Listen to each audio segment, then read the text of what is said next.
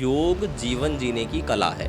Over thinker को नींद नहीं आती, ओवर थिंकर ही डिप्रेशन में जाते हैं। वाणी को हमेशा पवित्र बना के रखना चाहिए। ना योग हिंदू का है, ना मुसलमान का है, ना सिख का है, ना ईसाई का है। आपको पता है भारत से ज्यादा योग का स्कोप चाइना के अंदर। अगर ओम के उच्चारण करने से आपका ऑक्सीजन लेवल बढ़ रहा है, आपका स्ट्रेस जा रहा है, तनाव से बच रहे हो आप, तो भाई ओम का उच्चारण करने में प्रॉब्लम कहाँ आ रही है आपको। सांस भर के दोनों हाथ ऊपर उठाए, इनहेल, एक्सहेल।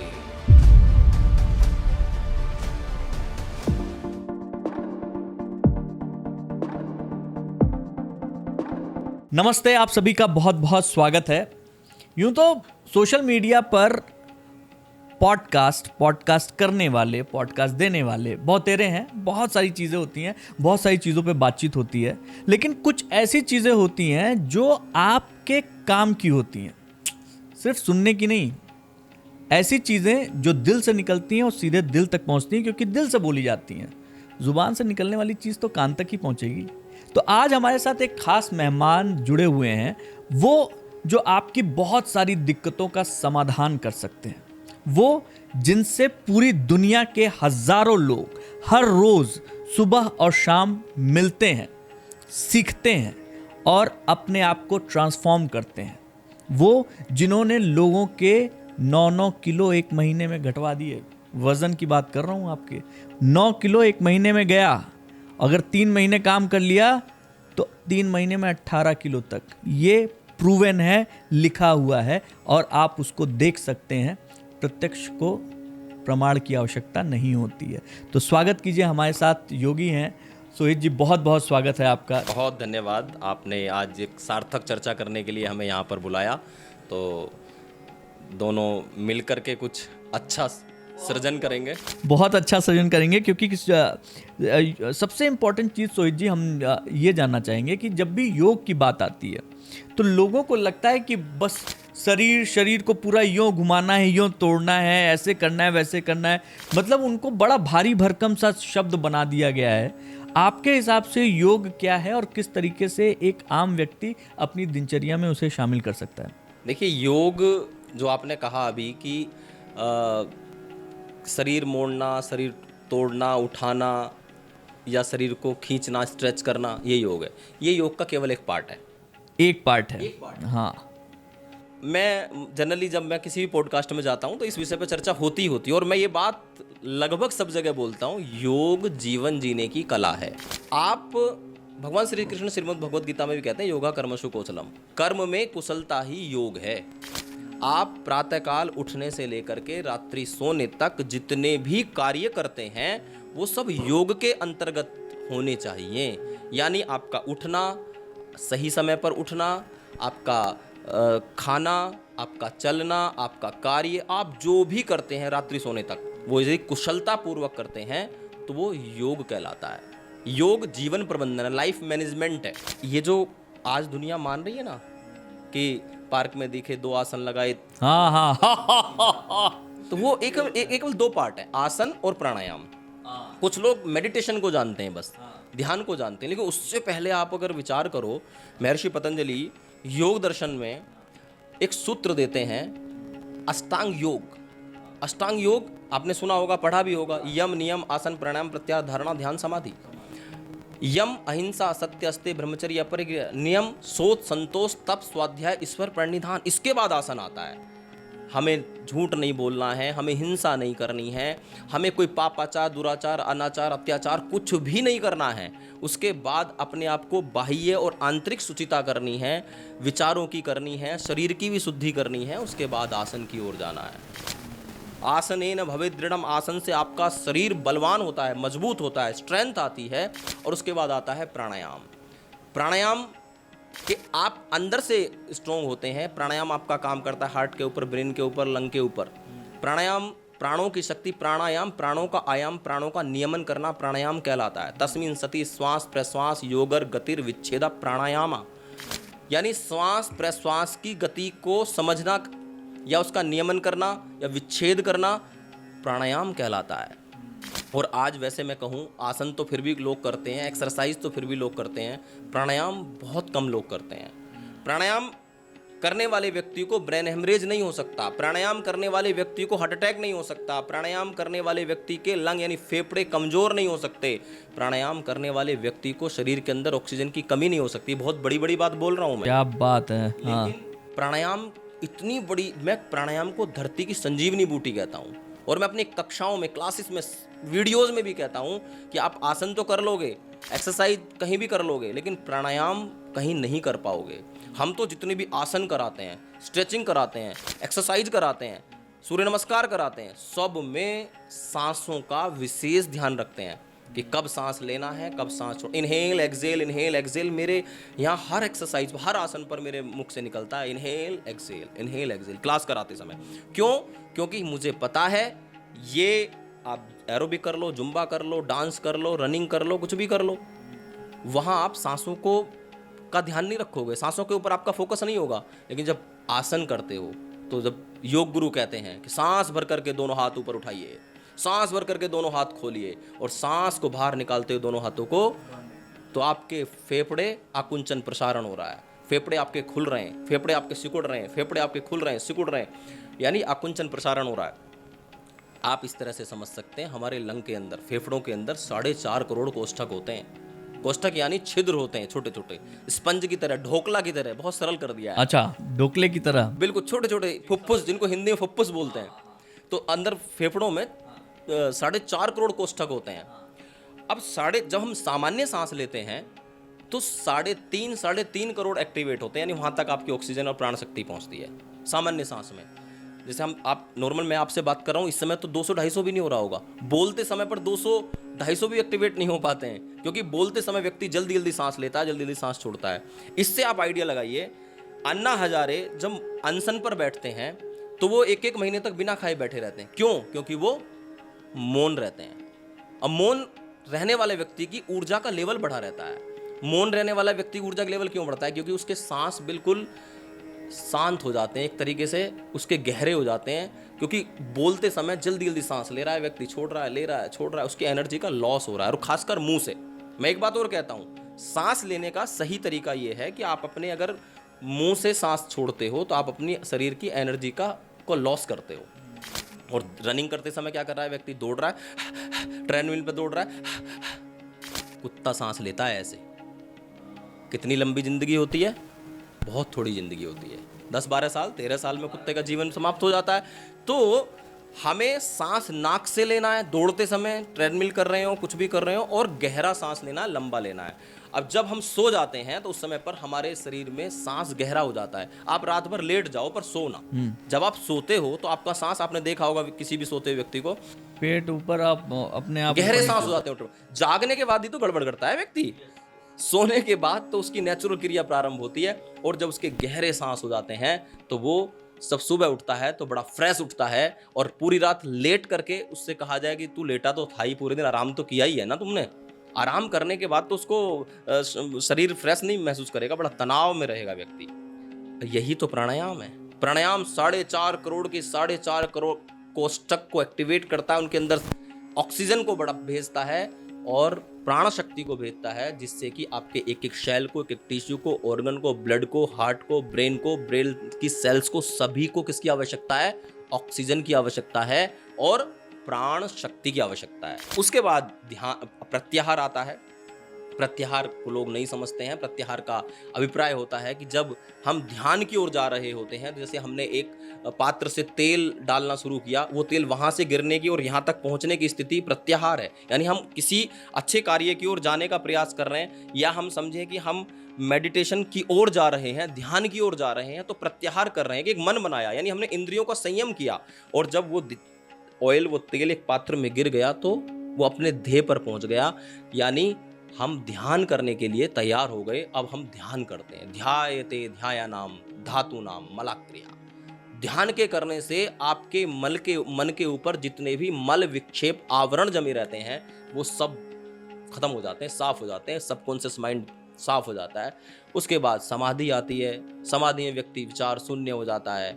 फिर संप्रज्ञात समाधि आती है, असंप्रज्ञात समाधि आती है, फिर केवल्य की स्थिति आती है। फिर व्यक्ति शून्य भाव में चला जाता है, ना उसको नेगेटिव और ना पॉजिटिव, वो बिल्कुल शून्य हो जाता है, ना नेगेटिव ना पॉजिटिव, यानी तदेवार्थ निर्भासम स्वरूप शून्यमिव समाधि। जब विचार शून्य हो जाए तो वो समाधि और केवल्य की स्थिति होती है। तो ये योग है।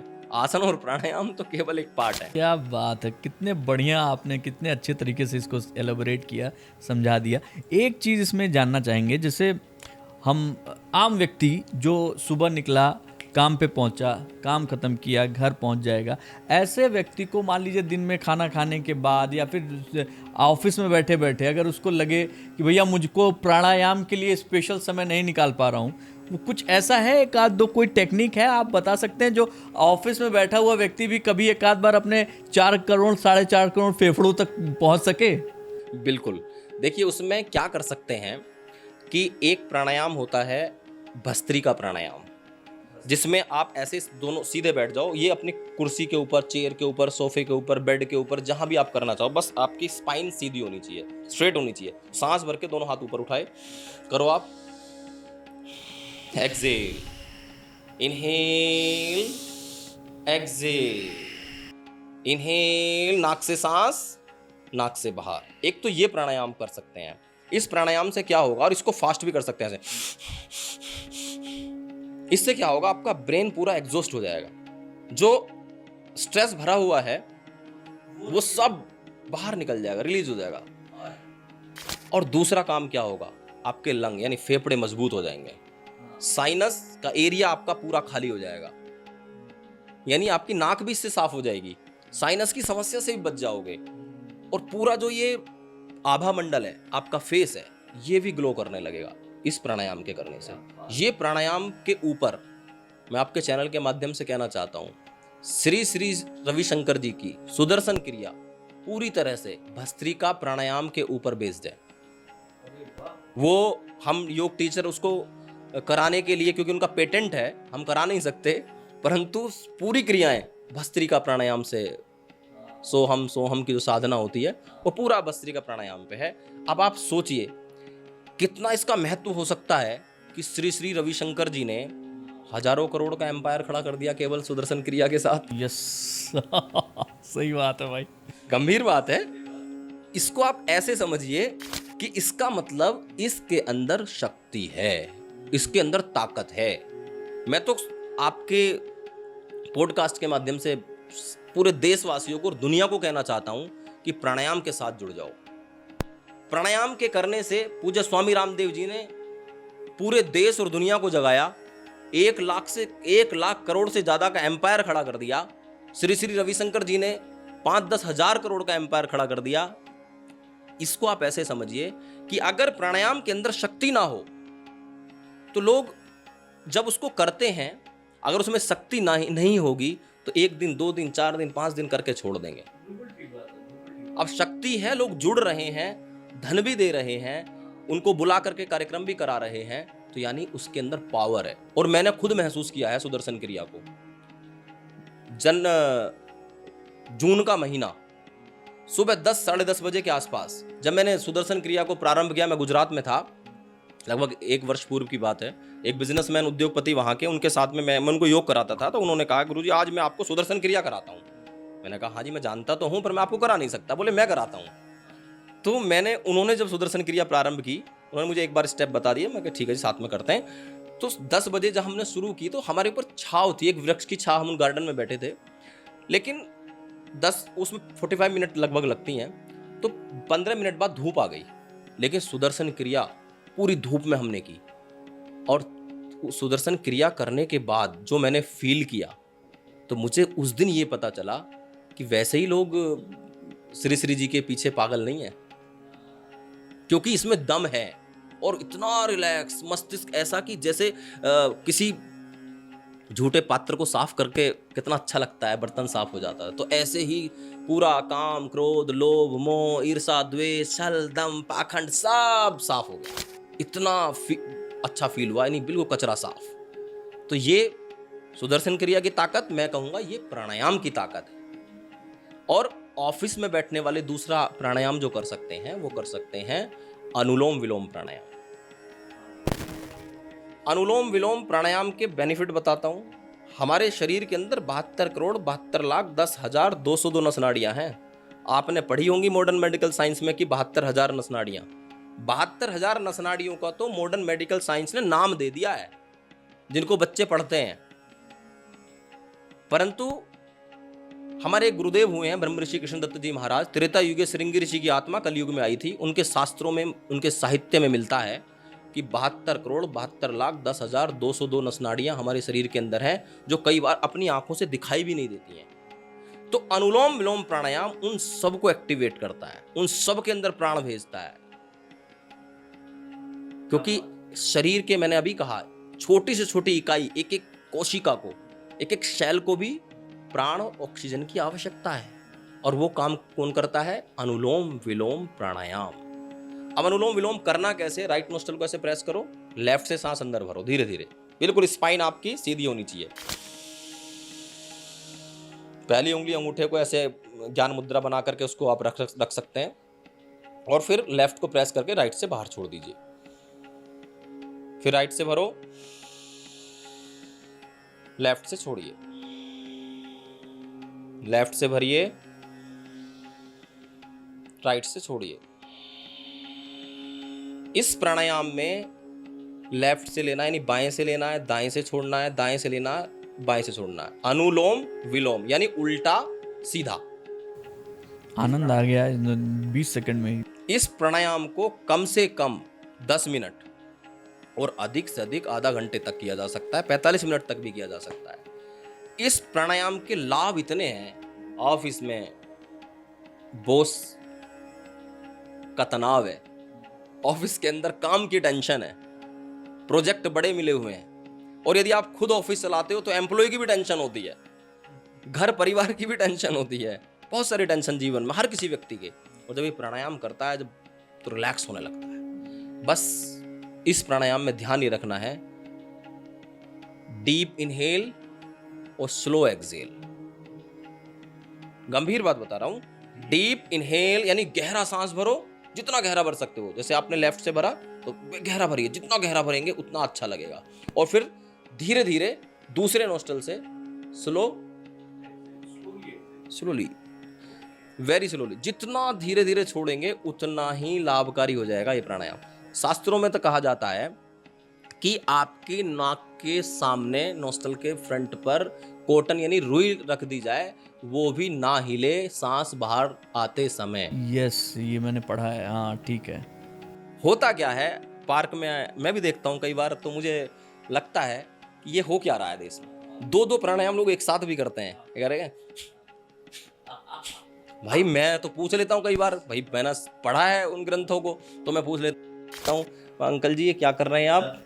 मैं प्राणायाम कर रहा हूँ। मैं कहा आप प्राणायाम 2 एक साथ, ट्विन वन हो रखे हैं आप कपालभाति और अनुलोम विलोम दोनों को एक साथ कर रहे हैं, नुकसान हो जाएगा, पता नहीं चलेगा आपको कि डॉक्टर के यहाँ लेटोगे जाके। नहीं करना है, सही तरीका आपको करना है। कपालभाति करना है, सेपरेट करिए, अनुलोम विलोम करना है, उसको सेपरेट करिए और सही तरीके से करिए। अच्छा, बहुत सारे लोग ये भी कहते हैं मैं तो अनुलोम विलोम इतना करता हूँ, मुझे लाभ नहीं मिला। अब पूछते हैं तो वही, हाँ, तरीका नहीं मालूम है सही, और एग्जैक्टली हाँ। तो एक प्राणायाम और भ्रामरी प्राणायाम, इस अंगुलियां आंखों के ऊपर, अंगूठे से कान बंद, स्पाइन आपकी स्ट्रेट, सांस अंदर,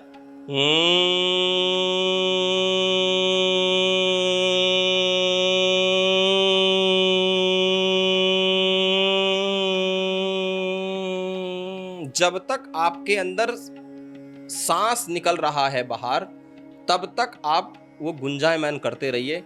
पूरे ब्रेन के अंदर वाइब्रेशन होगी, इससे ब्लड सर्कुलेशन होगा, प्राण शक्ति मिलेगी। ब्रेन को रिलैक्स करने वाला 3-4 बार अभी करके देखोगे ना, तो अभी आपको ये ना ये खाली खाली लगने लगेगा। यानी सबकॉन्शियस, सब क्या होता है, देखो हम जो बात कर रहे हैं, हम पॉजिटिव बात कर रहे हैं, इस समय योग पर चर्चा कर रहे हैं, ये भी स्टोर हो रही है। और अभी बाहर निकलेंगे तो दूसरी चीज़ें सामने आएंगी, कोई व्यक्ति इधर से निकल गया, उधर से निकल गया, किसी ने हमें कुछ परेशानी की, वो भी सब हमारे, क्योंकि हम जो आंखों से देख रहे हैं वो हमारे अंदर चल रहा है। हम जो मन में विचार कर रहे हैं, जो मन क्या करता है, मन विचारता है, सोचता है, अब वो स्टोर कहाँ हो रहा है, वो हमारे सबकॉन्शियस माइंड में जा करके वो स्टोर हो रहा है। अब पॉजिटिव स्टोर करते जाओगे तो आपको बड़ा अच्छा लगेगा, आप किसी संत का सत्संग सुनिए, आप हमारा पॉडकास्ट सुन रहे हैं तो आपको कितना अच्छा लग रहा है, लेकिन आप इस पॉडकास्ट को बंद करने के बाद कोई निगेटिव न्यूज़ सुनिए, एग्जैक्टली तो फिर आपको कैसा लगेगा? जब नकारात्मक चीज़ें आपके अंदर चली जाएंगी और पॉजिटिव कम हो जाएंगी।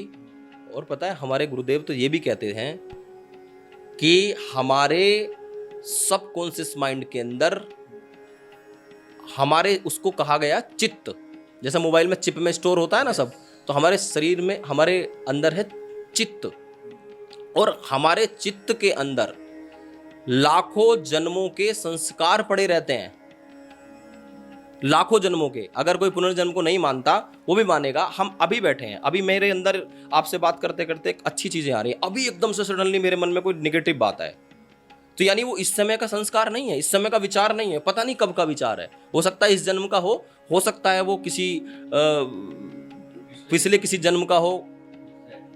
तो हम कभी कभी बैठे बैठे अपने में खुश भी होते हैं, कभी बैठे बैठे अपने में दुखी भी होते हैं। एग्जैक्टली शायद ऐसा कई बार होता है कि सड़क पे चल रहे हैं, किसी को देख के लगता है अरे यार बड़ा अच्छा आदमी है, जबकि कोई परिचय नहीं है उसका, कहीं ना कहीं उसके साथ संबंध रहा है, लेकिन कहीं ना कहीं रहा होगा। और ऐसा उल्टा भी होता है कि यार मारे दो झापड़, पता नहीं कैसा आदमी जा रहा है यार, इसका तो देख के कुछ ये भी हो रहा होता है। ये सब पुनर्जन्म और जो कभी, क्योंकि लाखों करोड़ों जन्मों के संस्कार पड़े हुए रहते हैं, विचार पड़े रहते हैं, जो हम पॉजिटिव सोच रहे हैं वो भी निगेटिव। जैसे शब्द नित्य है, ये आपने पढ़ा होगा, शब्द नित्य है, जो हम बोल रहे हैं ये खत्म नहीं हो सकता, ये वायुमंडल में ब्रह्मांड में जाके चला गया। इसीलिए तो संत कहते हैं भाई वाणी से कुछ गलत मत बोलो, क्योंकि जो आप बोल रहे हो वो सब स्टोर हो रहा है। उसके पास 2 टीबी और 10 टीबी का डेटा स्टोर करने की क्षमता नहीं उसके, तो उसके अनलिमिटेड है, कितना भी डेटा स्टोर होता है वहाँ। इसलिए अगर शब्द मिट जाता, मैं यहाँ से बोल रहा हूँ आपके पास कैसे जा रहा है वो, अगर आपके पास नहीं जा सकता तो यहाँ से बोल के यहीं खत्म हो जाता। सबसे बड़ा एग्जाम्पल साइंस के अनुसार समझिए, आप यहाँ से न्यूज़ पढ़ते हैं, न्यूज़ देते हैं, और एक व्यक्ति अमेरिका में बैठ करके कैसे सुन लेता है अगर शब्द खत्म होता। इसलिए वाणी को, ये भी योग है, वाणी को हमेशा पवित्र बना के रखना चाहिए। अभद्र, मिथ्या, गाली गलौच ये सब नहीं करना चाहिए। इसीलिए कहा कि चित्त के अंदर सब कुछ स्टोर है, सब कुछ। और ये भी साथ में कहा जाता है कि जब आपके मन के अंदर कुछ गलत करने का विचार आए तो उसे कल के ऊपर टालो, और जब आपके मन के अंदर कुछ सही करने का विचार आए तो तुरंत कर डालो, क्योंकि गलत करने का जो भाव आ रहा है वो आज का नहीं है।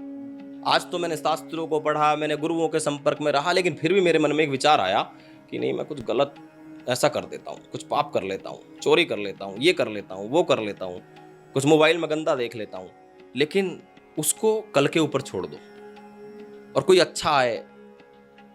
और गलत कैसे पता चलेगा? जिस कार्य को करने में शर्म लगे, लज्जा, भय, शंका ये सब उत्पन्न हो तो समझिए कि ये गलत कार्य है, ये पाप के श्रेणी में आता है। और जब आपके मन के अंदर ऐसा आए, जिस कार्य करने में प्रसन्नता हो, उत्साह है, साहस लगे, धैर्य की स्थिति बने, तो समझिए ये पुण्य कार्य है। तो पुण्य कार्य आज करो और पाप कार्य कल के ऊपर छोड़िए।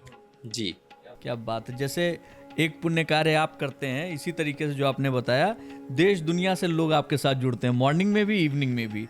आप जुड़ना चाहते हैं तो ये नंबर जो फ्लैश हो रहा है, इस नंबर के थ्रू आप डायरेक्ट जो है सोहित जी से मिल सकते हैं फ़ोन पे और उनके साथ जुड़ भी सकते हैं। सोहित जी आगे बढ़ते हैं। एक बड़ी अच्छी चीज़ है कि योग से जुड़ी हुई, मतलब आपने इसको बहुत बढ़िया से जो है इसका जो है वर्णन किया, इससे जुड़ी हुई कुछ गलत फहमियाँ भी लोगों के मन में हैं, धारणाएं बनी हुई हैं, और उन धारणाओं के हिसाब से जैसे सनातन धर्म से इसको जोड़ दिया गया कई बार, जो है नहीं ये सबके लिए उतना ही अच्छा है, जो सांस ले रहा है वो कोई नहीं जानता, या ये कभी भी प्रकृति ये नहीं करती है कि आप इस संप्रदाय, इस जाति से हैं तो आपको सांस कम मिलेगी, इसको सांस ज़्यादा मिलेगी, ऐसा तो नहीं होता है। लेकिन इसके बावजूद योग को कई गलतफहमियों के साथ भी जोड़ दिया गया है कि ये इस धर्म से जुड़ा हुआ है, सनातन धर्म से जुड़ा हुआ है, बाकी लोगों के लिए कुछ लोग इस बोल देते हैं कि भाई हमारे यहाँ तो इसको जो है बिल्कुल करना ही नहीं चाहिए, इसको जो है पाक नहीं माना गया है, समथिंग। आप बताइए, आप तो एक टीचर हैं, टीचर के तौर पर योग तो मेरा ख्याल है इस दुनिया में कोई किसी भी संप्रदाय, किसी भी जगह पैदा हुआ हो, ये तो सबको करना चाहिए। जन्म से कोई किसी ना जाति में पैदा होता है, ना किसी धर्म में पैदा होता है। हर एक व्यक्ति एक मनुष्य या इंसान की योनि में पैदा होता है। उसके बाद मैं मुस्लिम धर्म के बारे में कहूँगा कि 1400 साल पुराना है। उससे पहले इसका कोई है ही नहीं, नाम ही नहीं है। ये कई टीवी चैनल्स पे मेरी डिबेट भी होती है इस चीज़ के बारे में। मेरी कक्षाओं के अंदर कम से कम 15 से ज़्यादा मुस्लिम महिलाएं और पुरुष योगा करते हैं। कोई दुबई से जुड़ता है, कोई सऊदी से जुड़ता है, और इंडिया से में कई, जो हमारे यहाँ उत्तर प्रदेश बिजनौर में चांदपुर एक जगह है, वहाँ एक पूरी डॉक्टर की फैमिली है, पूरी फैमिली मेरे साथ योग करती है। और एक मेरी स्टूडेंट है, मैं नाम लेके बोलूँगा, मुबस्सिरा, उन्होंने 2 महीने में अपना 13 किलो वजन कम किया और अपनी नंद को, अपनी भाभी को, इसको उसको सबको मेरे साथ जोड़ा। सब बहुत बेहतरीन रिजल्ट ले रहे हैं। एक तो योग सबके लिए है। आप इसको ऐसे समझिए, योग हमारा सृष्टि के प्रारंभ से ही है, और जब मनुष्य भी पैदा नहीं हुआ था उस समय भी योग था, क्योंकि योग आया है वेदों से। और वेद कब आए? नासा ने भी ऋग्वेद को संसार की सबसे पुरानी पुस्तक माना है, और वेद निकला है। वेदों में बहुत मंत्र, योगे योगे तपस्तरम वाजे वाजे हवा में सखा इंद्र, बहुत मंत्र हैं वेदों के ऊपर। हिरण्य गर्भ समावर्तताग्रे वेदों, और फिर बाद में उत्पत्ति भगवान शिव से भी मानी गई। तो यहां से एक बात हर किसी पढ़े हुए व्यक्ति को, पढ़े लिखे व्यक्ति को समझनी चाहिए, ना योग हिंदू का है, ना मुसलमान का है, ना सिख का है, ना ईसाई का है। हाँ, मैं ये जरूर कहूंगा, सत्य सनातन वैदिक धर्म ने इस योग को आज के समय में आगे जरूर बढ़ाया है। मुस्लिम्स उसको, या मैं कहूं कि ईसाई, वो इसके ऊपर उतना ध्यान नहीं दे पाए। लेकिन आज के समय में आप जाइए चाइना, आपको पता है भारत से ज्यादा योग का स्कोप चाइना के अंदर है। वहां कौन है? बौद्धिस्ट हैं। वहां कौन लोग हैं?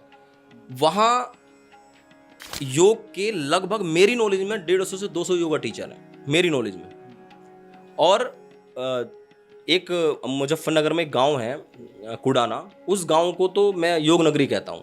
वहाँ उस गांव के 100 से ज्यादा बच्चे एक ही गांव के हैं चाइना में, जो जॉब कर रहे हैं। योग अपने सेंटर बना रखे हैं।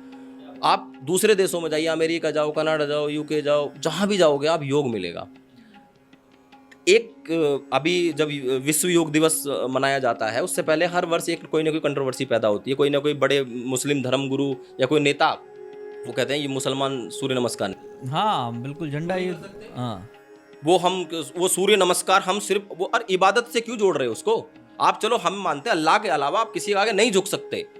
आप सूर्य नमस्कार में आपसे कब कहा गया कि आप सूर्य को नमस्कार कर रहे हो?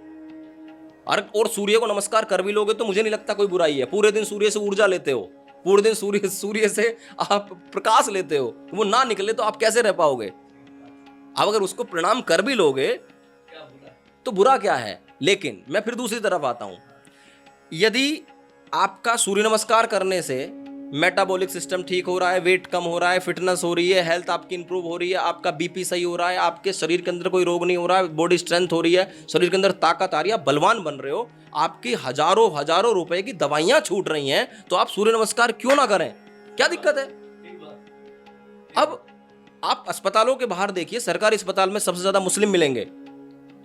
किसी भी सरकारी अस्पताल के आगे जाइए, सबसे ज्यादा मुस्लिम्स मिलते हैं, सबसे ज्यादा बीमारियां। कारण कि सबसे ज्यादा खराब खान पान मुसलमानों का है। मैं बिल्कुल खुलेआम बोलता हूं, लेकिन मैं उनके प्रति संवेदना रखता हूं, इसलिए बोल रहा हूं। मैं कंट्रोवर्सी शब्द में कभी बोलता ही नहीं हूं। मैं कहता हूं कि मेरी कक्षाओं में जितने भी मुस्लिम योग करते हैं, मैं उन पढ़े लिखे लोग हैं और रिजल्ट ले रहे हैं, उनको भी पता है, फिर तभी तो दूसरों को रिकमेंड कर रहे हैं।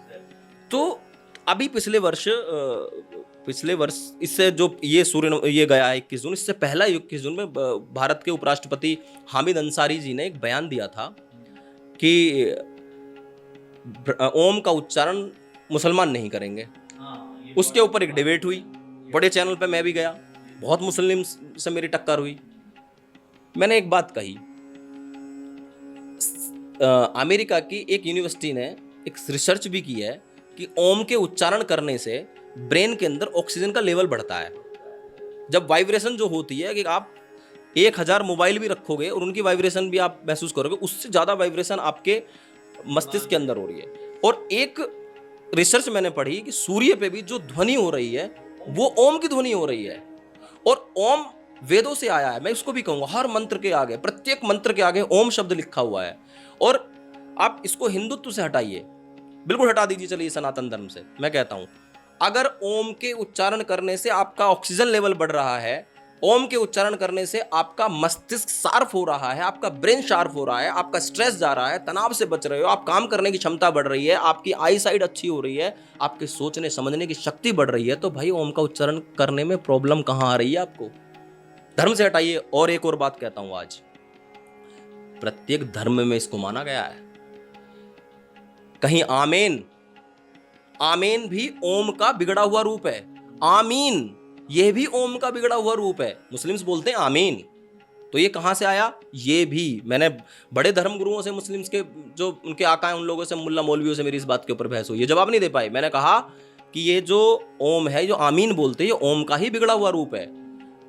आमीन, आमीन और एक ओमकार, हमारे सरदार बोलते हैं एक ओमकार, सीधा सीधा। और ओम भाई ये तो सृष्टि के प्रारंभ से है, कहीं ना कहीं किसी ना किसी रूप में आपने इसको नाम स्वीकार, हाँ, नाम बदल दिया है। तो इसलिए योग में फिर आपका मन है नहीं है, मेरी कक्षाओं में कुछ लोग बोलते हैं, कुछ लोग नहीं बोलते हैं। मैं तो कहता हूं योग करो, आसन करो, प्राणायाम करो, ध्यान करो, सूर्य नमस्कार करो। और जब ओम नहीं बोलना चाहते उस समय पर अपने अल्लाह की या अपने जो भी जिसमें आपकी श्रद्धा उसका ध्यान कर लिया करो। उसके लिए ओम ना बोल के ऐसे कर लिया करो, तो ब्रेन को कुछ आपको लाभ मिल जाएगा। एक बड़ी अच्छी बात कही आपने कि आपकी एक स्टूडेंट है, वो 12-13 किलो वजन कम कर गई हैं। मुद्दा ये है कि यहाँ देखने वाले बहुत सारे लोग हैं जो वजन कम करने के चक्कर में देख रहे होंगे। तो ये जो सोहित भाई चमत्कार करते हैं, आप 1 महीने में 9 किलो वजन कम कर देते हैं। इस चमत्कार का जो है, अगर कोई तरीका हो जो घर में बैठा हुआ व्यक्ति जो देख रहा है, उनको क्या करना चाहिए, क्या नहीं करना चाहिए, थोड़ा सा एलेबोरेट करेंगे? बिल्कुल, आपने एक काम की बात की है, क्योंकि जब हम दूसरी तरफ बातें करते हैं तो जब पॉडकास्ट देखेंगे कहेंगे तो ज्ञान बहुत फैल रहे हैं। मैंने कई पॉडकास्ट को सुना है, कुछ लोग ये करते हैं कि अरे भाई हमें जो चाहिए वो बता दो। धैर्य रखना चाहिए, क्योंकि हर विषय को विस्तार से समझना बहुत आवश्यक है। तो मैं कहता हूँ धैर्य से इसको सुनो भी और समझिए, इसमें आपके बहुत काम की चीज़ें मिलेंगी। बहुत अच्छा क्वेश्चन है आपका।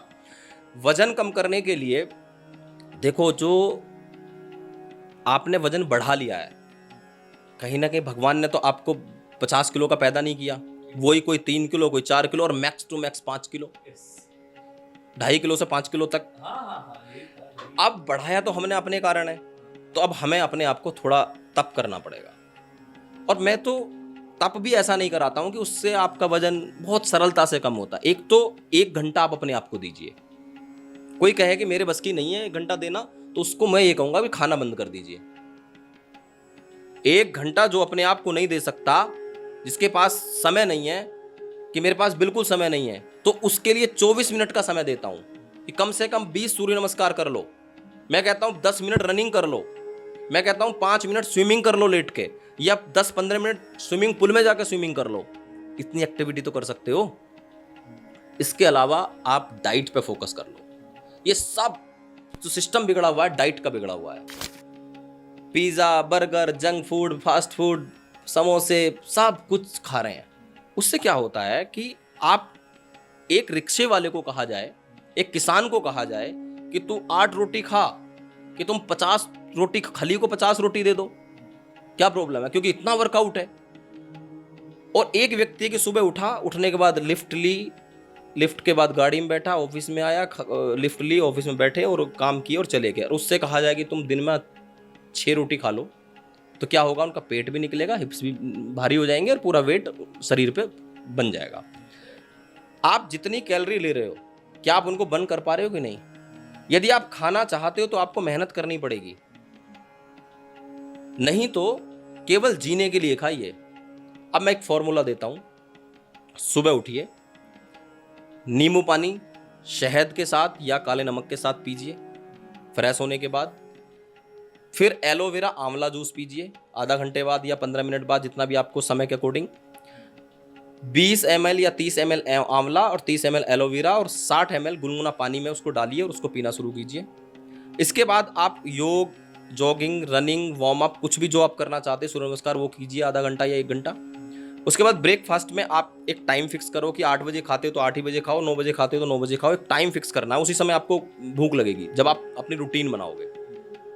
उस ब्रेकफास्ट में आप फ्रूट लीजिए, स्प्राउट्स लीजिए, मल्टीग्रेन दलिया, पुष्टाहार दलिया आता है उसको लीजिए, और या मूंग की दाल की खिचड़ी लीजिए। वो जमाना चला गया कि सुबह राजाओं की तरह महाराजाओं की तरह खाओ।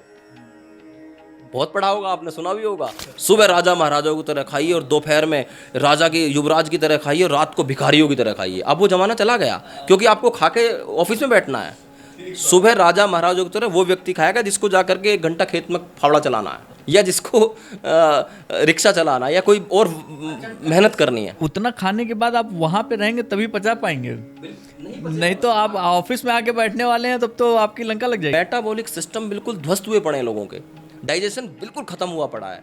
गैस की गोलियां खाते हैं सुबह उठ करके, एसिडिटी, तेजाब बन रहा है, खट्टी डकारें आ रही हैं, क्या हाल बना रखा है, क्योंकि शरीर को चलाते ही नहीं है। मैं कहता हूं कि जब तक इस शरीर को चलाओगे तब तक ही आपको चलाता रहेगा, वरना बैठ जाओगे किसी दिन। और जो ये कहते हैं मेरे पास टाइम नहीं है, वो सावधान हो जाओ, आज नहीं तो कल। अगर आज शरीर में जान है, 40 के जब पार हो जाओगे तो 1-1 महीने की छुट्टी लेकर अस्पताल में भी लेटना पड़ सकता है। इसलिए 1 महीने की छुट्टी ना लो, 1 घंटे की डेली थोड़ी प्रैक्टिस कर लो। उसमें तो भाई तन, मन और धन तीनों जाएगा सोच जी। शरीर खराब होगा, डिस्चार्ज होकर आता है, बढ़िया की बात है, वहाँ से डिस्चार्ज होकर आता है, हमारे यहाँ से रिचार्ज होकर जाता है व्यक्ति। ये बड़ी अच्छी बात कही आपने। तो हाँ, फिर उसके बाद ब्रेकफास्ट हो गया, लंच में उसको जो वो खाना खा रहा है अब तक व्यक्ति, उनको अपने खाने की क्वांटिटी को थोड़ा कम करना है, यानी आधा कर दो। वेट लॉस के लिए बोल रहा हूँ। जो खा रहे हो 4 खा रहे हो 2 खाओ, 2 खा रहे हो 1 खाइए। चावल इतना 1 कटोरी ले रहे हो तो आधी लो, आधी ले लो, उससे भी आधी कर दो। और बहुत ज़्यादा भूख लगती है तो 10 मिनट पहले, 15 मिनट पहले एक भर के प्लेट सलाद खा लीजिए। शाम के समय फिर 4-5 बजे भूख लगती है, उस समय green tea, lemon tea, black coffee, aloe vera आंवला जूस भी उस समय ले सकते हो। शाम के समय ये ले लीजिए, एक आध कोई बिस्किट लेना चाहो ले लीजिए, उतना चलेगा, कोई प्रॉब्लम नहीं है। रात का डिनर महत्वपूर्ण है। उस समय पर या तो लौकी उबाल करके खाइए, या मूंग की दाल लीजिए, या मल्टीग्रेन फिर से दलिया लीजिए, या मूंग की दाल की खिचड़ी लीजिए, या सूप लीजिए, या केवल दूध पीजिए। आपको मैं कैसा लग रहा हूँ? एकदम फिट लग रहे हैं बॉस, क्या बात कर। मैं 24 घंटे में 2 रोटी खाता हूँ, केवल 2 रोटी खाता हूँ 24 घंटे में, 2 रोटी, केवल 2 रोटी। ऐसा नहीं मेरा वजन नहीं बढ़ेगा, मेरा ही बढ़ जाता है। मैं 2 रोटी खाता हूँ दोपहर में, 11 से 12 के बीच में मेरी 2 रोटी होती हैं, दाल सब्जी सलाद होती है। और हम अपने देखो, हमारा जो स्टमक है ये इतना है हर किसी व्यक्ति का, ये मुट्ठी बंद करो, पंच बनाओ और यहाँ रख लो। मेरा इतना है, आपकी मुट्ठी के बराबर है। अब इसको बड़ा कितना ही कर लो, ये ब्लेडर है। आज 1 खाई, कल 2 खाओ, फिर 4 खाओ, फिर 5 खाओ, आदत बना लो, ये बड़ा होता चला जाएगा और वहीं का वहीं लगता भी चला जाएगा। हाँ, इसीलिए पेट ही सबसे ज़्यादा निकलता है। इसीलिए निकलता है ना, ज़्यादा मेहनत करनी पड़ती है। हमारे भोजन के 7 चीज़ें बनती हैं आयुर्वेद के अकॉर्डिंग: रस, रक्त, मांस, मेद, अस्थि, मज्जा और शुक्र। अब ये 7 चीज़ें, अब इनमें मेद और मांस ज़्यादा बन गया तो क्या होगा? मेहनत नहीं करोगे तो मांस ज़्यादा बनेगा और वो फिर आपके शरीर पे चर्बी बनती रहेगी। जबकि उसका शुक्र बनना चाहिए। 40 दिन में बनता, आज के खाए हुए खाने का 40 दिन बाद शुक्र बनेगा, जिसको वीर्य कहते हैं। हमारे भोजन की उसी से खून बनना है, रक्त बनना है, रस भी उसी से बनने हैं, लिक्विड जितना बॉडी में, जॉइंट्स में, मेद भी उससे बनना है, मज्जा यानी जो हड्डियों के अंदर होता है, बोन मैरो जिसको बोलते हैं, वो भी उसी से बनना है। सब कुछ हमारे खाने से बनना है। तो खाना तो जीवन का ऐसा होना चाहिए कि आप अपनी मेहनत के अनुसार, अपनी परिश्रम के अनुसार उस खाने को और खाने की क्वालिटी को, खाने की गुणवत्ता को और खाने की क्वांटिटी का आपको विशेष ध्यान रखना पड़ेगा। अब रात्रि का भोजन इतना होना चाहिए। तो मैं गारंटी से कह दूंगा कि जिसका 100 किलो वजन है ना, 1 महीने अगर ये फॉर्मूला फॉलो कर लिया तो कम से कम 10 से 12 किलो वजन 1 महीने में जाएगा। और जिसका 70 किलो वजन है, 5 से 7 किलो वजन जाएगा। पानी की मात्रा आपको बढ़ा के रखनी है। खाने को जितना चबा चबा करके खा सकते हैं, खाने को चबा के खाना है। और पानी को धीरे धीरे पीना है। खाने को पीना है, पीने को खाना है। ये तो फॉर्मूला आपने बहुत सुने भी होंगे, पर लोग फॉलो नहीं करते हैं, क्योंकि दांतों काम आंतों से लेते हैं। जितना चबा के खाएंगे एसिडिटी नहीं होगी, कब्ज नहीं होगी, गैस नहीं बनेगी, तेजाब, खट्टी डकारें, इन सबसे बच जाओगे। लीवर को कम मेहनत करनी पड़ेगी। भगवान श्री कृष्ण भगवत गीता में कहते हैं युक्ताहार विहारस्य युक्त चेष्टस्य कर्मसु।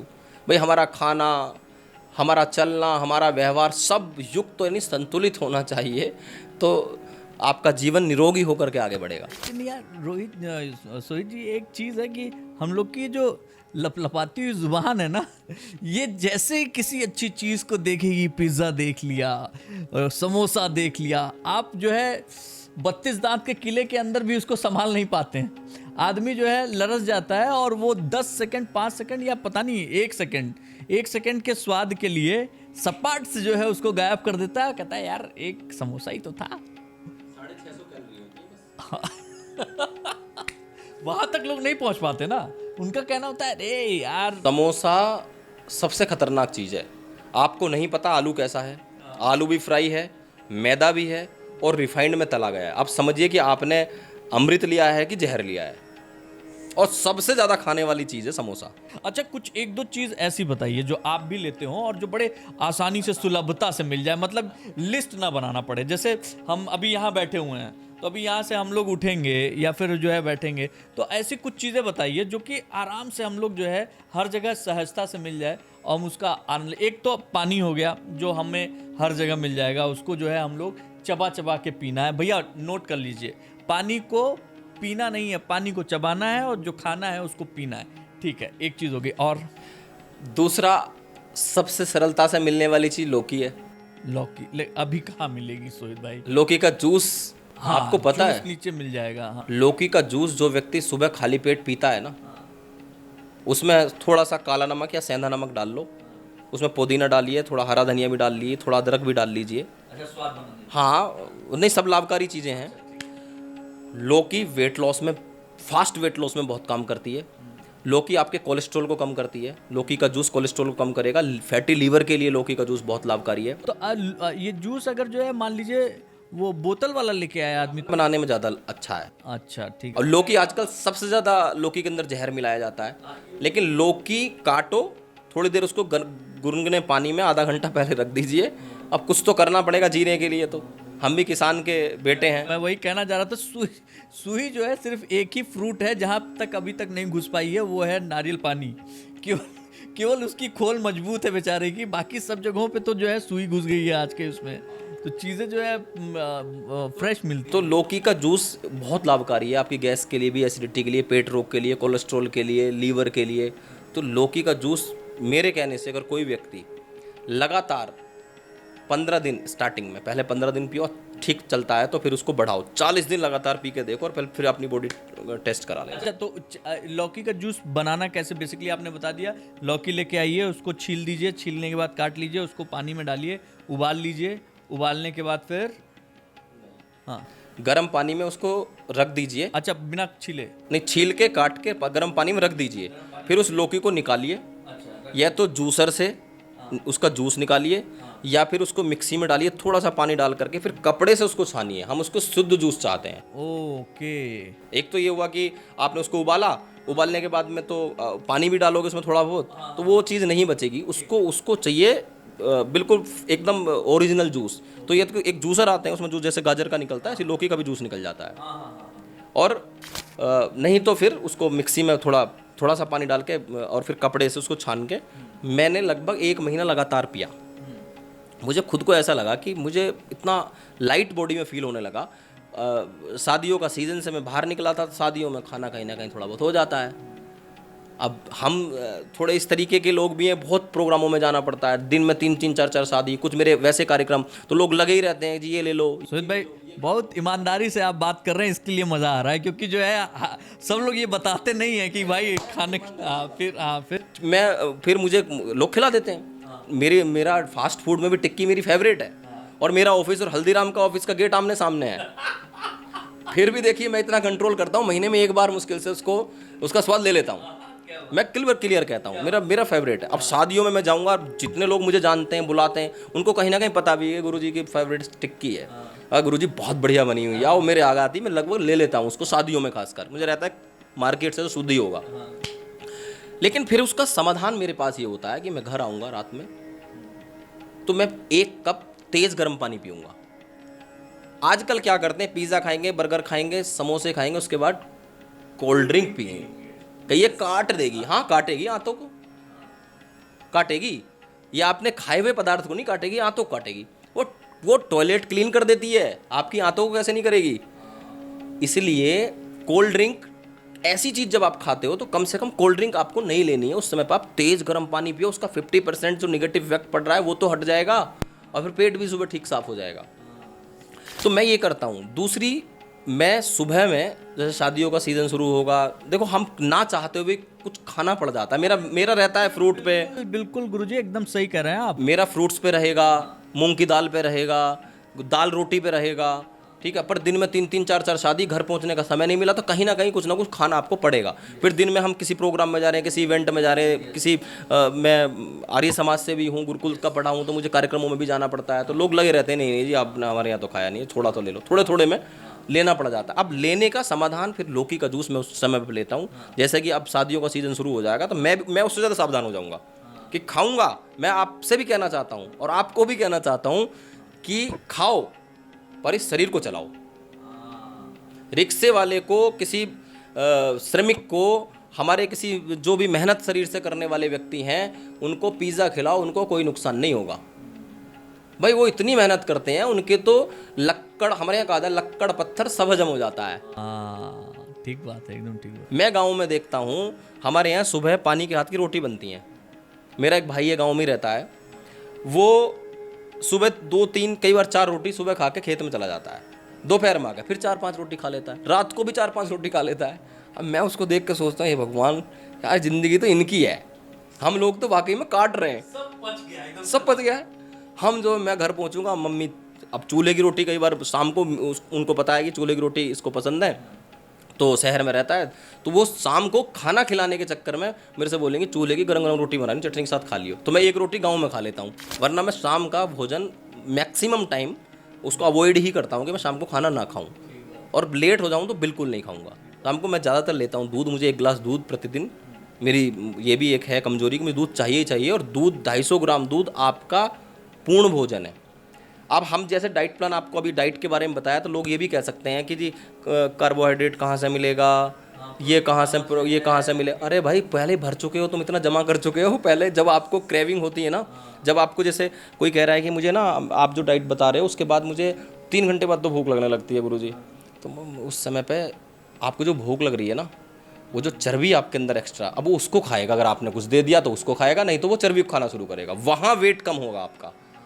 क्रेविंग हुई, आपने तुरंत चाय बनाई पी, या कुछ ऐसा बिस्किट खाया, फ्रिज खोला वहाँ से कुछ लिया, तो आपने वजन को कम करने पर रोक दिया। उस फैट को खाएगा वो जब भूख लग रही, थोड़ा रोको। मैं शाम के समय देखता हूँ, जैसे सुबह मैं खाना खाऊंगा तो मुझे थोड़ा लगेगा कि हाँ यार पेट मेरा भी आ रहा, थोड़ा ऐसा लगता है, कई बार होता नहीं है।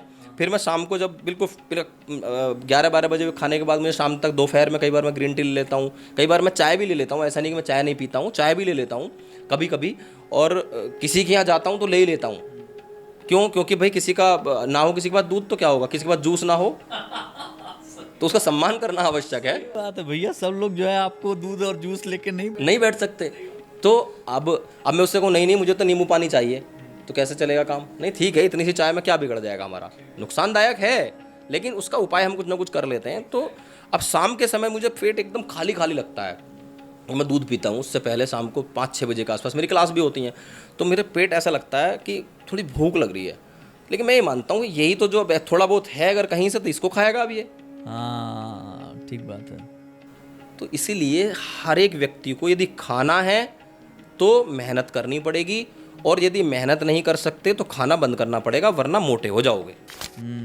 हम लोग जैसे भोजन की बात की हम लोगों ने, उसी तरीके से शरीर को चलाने के लिए 2 विचारों का भी हम लोग जो है भोजन की तरह विचार भी ले रहे हैं। आप कायदे से देखिए तो सोहित भाई, हम लोग 1 मिनट में 72,000 थॉट एक दिन में हमारे दिमाग में आते हैं। 60,000 से लेकर 72,000 थॉट्स एक दिन में हम लोग, हमारे पास से गुजर जाते हैं दिमाग में। बहुत सारा कचरा यहाँ भी भरा पड़ा है। उस कचरे को दूर करने में मेडिटेशन कितना काम करता है? मैंने स्टार्टिंग में ही कहा कि ध्यायते ध्यायमानानाम धातूनाम मला क्रिया। ध्यान के करने से आपके मन के ऊपर जितना भी मल जमा हुआ है वो सब साफ हो जाता है। मैंने इसके ऊपर एक चर्चा कर चुका हूँ कि ध्यान और ध्यान से पहले प्राणायाम, प्राणायाम से ध्यान की ओर जाओ और ध्यान से आप अपने उस कचरे को पूरी तरह से साफ कर सकते हो। बस आपको ध्यान करने की टेक्निक थोड़ी सीखनी होगी। एग्जैक्टली मैं यही आ रहा था, यही चाहिए कि मुझको 2 तरीके का बताइए अगर आप बता पाएँ तो। एक वो जो हमारी तरह ऑफिस में बैठ के धीरे से लगा के सुन रहा है कि अबे कुछ काम की बात आएगी, मज़ा आएगा तो भी ठीक है। और एक वो जो अपने घर में बैठा हुआ है, थोड़ी देर बीवी से बात करने के बाद उसको लगा बहन अब रहने दो, अब मुझे ध्यान ही कर लेने दो। मतलब घर पे अगर कोई टेंशन में है या कुछ ऐसा, और कोई ऑफिस में है, उसके पास आधे घंटे 15 मिनट 5 मिनट का समय मिला, और उस 5 मिनट के समय को वो किस तरीके से पॉजिटिव तरीके से यूटिलाइज कर पाए। अगर ध्यान का कोई शॉर्ट तरीका। महर्षि पतंजलि कहते हैं तत्र प्रत्येक तनता ध्यानम। किसी भी स्थान पर अपने आप को 100% लगा देना ध्यान कहलाता है। अभी मैं और आप चर्चा कर रहे हैं और पूरे ध्यान से चर्चा कर रहे हैं तो ये ध्यान है। इसके लिए आपको एक मैट बिछाना, एक लाइट को डिम करके बैठना और एक माहौल सेट करना, थोड़ा बैकग्राउंड म्यूजिक देना, उसकी आवश्यकता नहीं है।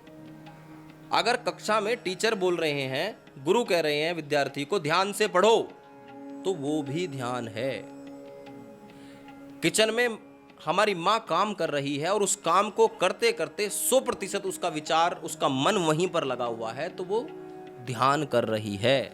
और यदि वो उस काम को करते करते उसका मन दूसरे काम में चला गया तो समझिए वो भी बिगड़ेगा और जहां गया वो तो होगा ही नहीं। इसीलिए हाँ, इसीलिए अब वो सर गए तो मल्टी टैलेंटेड कैसे होंगे? नहीं तो खा यहाँ रहे हैं, देख आपको रहे हैं, सोच कुछ और रहे हैं, हो कुछ और रहा है, पहुंच कुछ और है। अभी तो कुछ हो नहीं पा रहा। ठीक बात है। एक बड़े उद्योगपति हैं, मैं उनको बड़ा सुनता हूँ।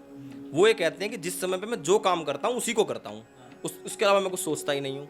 अब आपको पता है मैं आपसे बात कर रहा हूँ, मेरा एक बार मेरे मन के अंदर ये भाव नहीं आया कि मेरी शाम को क्लास में कितना लंबा हो गया, क्योंकि मुझे पता है कि अभी मैं इसमें जीऊंगा, जब तक आप चाहेंगे तब तक अब मैं यहाँ हूँ। लेकिन अगर मैं ये सोचने लगूँ नहीं इसको मैं जल्दी जल्दी खत्म करता हूँ, तो ये भी बिगाड़ूंगा और हो सकता है कि जाम के कारण अपनी कक्षा में भी ना पहुँच पाऊँ, तो दोनों बिगड़े। ध्यान यही है, ऑफिस में यदि काम कर रहे हो तो उसी को काम को करो, मन से करिए। अब वहां बैठ करके बीवी के बारे में नहीं सोचना है, तनाव आएगा। वहां बैठ करके आपको दूसरे किसी प्रोजेक्ट के बारे में नहीं सोचना है, तनाव आएगा। टेक्निक सबसे सरल टेक्निक है, आप सीधे बैठ जाओ या लेट जाओ। ऑफिस में बैठे हो तो बिल्कुल सीधे बैठ जाओ, थोड़े समय के लिए अपना पूरा फोकस अपने सांसों के साथ करो। बस ऐसे सीधे बैठे, और ध्यान करते समय यदि आप कुर्सी पे बैठे हो तो आपकी लेग क्रॉस नहीं होनी चाहिए, बिल्कुल सीधे ऐसे बैठ जाइए और हाथ ऐसे रख लीजिए, पहली उंगली अंगूठे को ऐसे मिलाइए, बिल्कुल सीधे बैठकर, और अपने सांसों को फॉलो करिए। बस ये मन चंचल है, बार बार भागेगा, फिर पकड़ करके लाओ, फिर सांसों से लगाओ, सांसों को देखो। जब सांस अंदर जा रहा है तो ठंडा ठंडा सांस आपको महसूस होगा, शीतल शीतल सांस आपको महसूस होगा। और जब सांस बाहर निकल रहा है तो नोज़ के फ्रंट पर, नासिका के अग्रभाग पर गरम गरम सांस आपको फील होगा। बस सांस को आते जाते सांस को देखिए और दृष्टा भाव से देखना है। और जब तक आप रुक सकते हैं, अपने मन को रोक सकते हैं, सांसों के साथ रोकिए, क्योंकि मन चंचल है, ये भागेगा, पर फिर पकड़ करके लाना, फिर लगाओ, फिर भागेगा, फिर पकड़ करके लगाओ, थोड़े समय में ये रुक जाएगा। ऐसे ही जब आप कोई पूजा करते हो, कोई इबादत करते हो, कोई कहीं भी कोई प्रार्थना करते हो, तो उस समय पर उसमें आप लग जाओ, आंखें बंद करके उसके सामने बैठ जाओ, जो सामने आपकी मूर्ति है उसको अपने अंदर बसाओ, अपने आज्ञा चक्र में उसको देखो और उसका ध्यान करो। तो इससे क्या होगा कि आपकी फिर वही सबकॉन्शियस माइंड, चित्त की पूरी तरह से सफाई हो जाएगी। और थोड़े समय के लिए ध्यान ये है कि आप दुनिया से थोड़े समय के लिए हट जाओ। ध्यान यही तो है, आप यही तो समझना चाह रहे हैं। सारे झंझावातों से आदमी थोड़ा दूर होना चाहता है, शांत होना चाहता है। डिप्रेशन में चले गए, उन्माद, अवसाद, अनिद्रा, एंजाइटी, डिप्रेशन, इंसोम्निया जैसे बहुत सारे रोग शरीर में आ गए। इन सब का एक ही कारण है और वो है ओवर थिंकिंग। एक ही कारण है, जो ज़्यादा सोचते हैं, इधर उधर का सोचते हैं, एक्स्ट्रा सोचते हैं, एक में से दो, अब मैं यहाँ हूँ, यहाँ से वहाँ जाऊँगा, वहाँ से ये कर लूँगा, वहाँ से ऐसा कर लूँगा, वैसे कर लूँगा, तो ज़िंदगी तबाह। बिस्तर पर लेटे और यदि विचार आया कि मेरे अब की बार मेरे ऑफिस से मुझे 5 लाख का फ़ायदा हुआ है, अब की बार 10 लाख का होना चाहिए, नींद गायब है कि नहीं? ठीक बात है, बिल्कुल सही बात है। ओवर थिंकर को नींद नहीं आती, ओवर थिंकर ही डिप्रेशन में जाते हैं, वही स्ट्रेस में रहते हैं। यदि अरे मैंने एक बार स्वामी जी से पूछा, मैं कहा जी थोड़ा तनाव सा रहता है, स्ट्रेस सा रहता है, तो क्या करें इसके लिए? तो उन्होंने एक ही बात कही कि वर्तमान में जीना सीखो। जहाँ हो, जिस स्थिति में हो, जिस परिस्थिति में हो, उसमें आप खुश रहिए, उसको जिए। अभी आपसे बात कर रहा हूँ तो यहाँ तक सोचूंगा तो अच्छा है, अब यहाँ से बाहर निकल के ये सोचने लगूंगा जाम लग रहा है, बहुत भयानक, क्लास हो पाएगी नहीं, अभी तनाव आ जाए। बिल्कुल बिल्कुल बिल्कुल। इसीलिए हर किसी व्यक्ति पे अप्लाई होता है कि आप ज़्यादा मत सोचिए, जिस वर्तमान में आप हो, देखो जो बीत चुका है उसको वापस ला नहीं सकते। ठीक बात है। और जो होने वाला है उसकी चिंता क्यों करते हो? वो अपने आप होगा। अगर उसको रोक सकते हो, कुछ गलत होने वाला है तो आप उसको रोक भी सकते हो अपने कर्मों के द्वारा, अपने वाणी के द्वारा, अपने प्रयास के द्वारा। उसकी चिंता नहीं करनी, उसके बारे में चिंतन तो करो। पॉजिटिव होता है चिंतन और निगेटिव होती चिंता। तो चिंता नहीं करनी है, चिंतन करना है। तो ये जो आपका ब्राह्मण है, ये जो मस्तिष्क है, ये पूरी तरह से आनंद में और सुख में रहेगा, बीमारियों से बचे रहेंगे। क्या बात है। हम लोग सोहित जी इसका पार्ट 2 भी करेंगे, और पार्ट 1 का एक सिंपल सा बातचीत का ये सारांश जो निकला वो ये कि करेंगे योग, भागेंगे रोग, लेकिन इसमें इसको स्ट्रेस लेना नहीं है, चिंतन करना है, चिंता नहीं करनी है। और मैं दिल से आपका शुक्रिया अदा करता हूं, क्योंकि बहुत लंबी यात्रा करके आप हमारे पास तक आए, और हम लोगों ने जो चर्चा की इसका एक पार्ट और बनता है जिसमें हम लोग सिर्फ और सिर्फ बात नहीं करेंगे, करके दिखाएंगे। और आपसे फिर से निवेदन है, अगर आप जुड़ना चाहते हैं सोहित जी से, कुछ सवाल हैं आपके, कमेंट बॉक्स से भी जुड़ सकते हैं, जो नंबर दिया गया है यहाँ से भी जुड़ सकते हैं, डायरेक्ट मुलाकात होगी। और आप में से बहुत सारे इनके शिष्य भी होंगे जो सुबह या शाम इनकी क्लासेस करते ही होंगे। बहुत बहुत शुक्रिया सर आने के लिए, बातचीत में हिस्सा लेने के लिए। Thank you so much.